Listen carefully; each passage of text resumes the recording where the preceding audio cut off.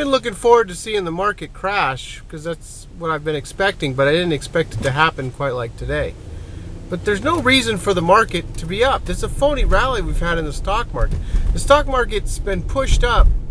You know, the banks are saying they're making all this money. Well, they're borrowing it at 0% interest and loaning it back to the government at 5% interest. They have a guaranteed profit.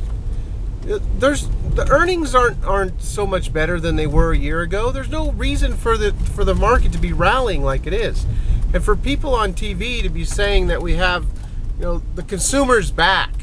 Yeah, the consumer's back. How in the heck is the consumer back?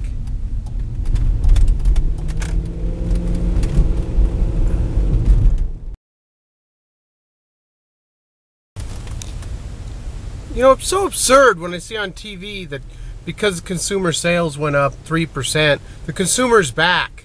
The consumer, 15 million consumers lost their jobs. How could he be back? Is the consumer back because he's $16 trillion in debt, 13 trillion in home equity, and 2.5 in personal loans? Is that why the consumer's back?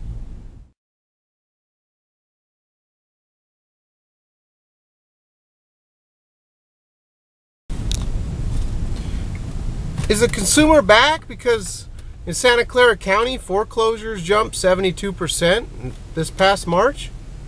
Or is it because there were 19,308 foreclosures in California in March, up 92% from March 09,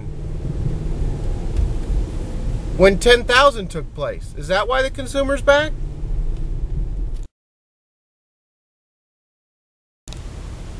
Don't let these people on these fancy financial shows trick you into believing that the economy's turning around because the consumer's back. No, the consumer is not going to help this economy. You don't have a viable economy by increasing consumption. Increased consumption comes from increased production. You don't get increased production from increased consumption. It doesn't work that way. It works the other way around. The consumer is stretched so thin, he's not coming back to save this economy.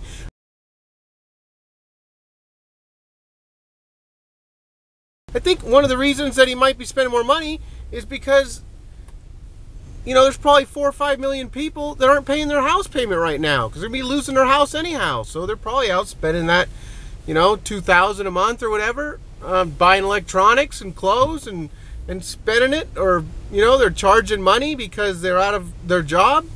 You know, there's other reasons. I think that's part of the reason why people are able to spend so much money, because they're not paying for their house.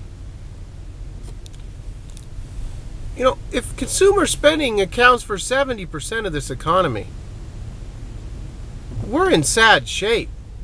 The economy can't be based on people buying stuff. We can't just continue to borrow money from China and then to give it back to them to buy their goods. I mean, that just can't continue.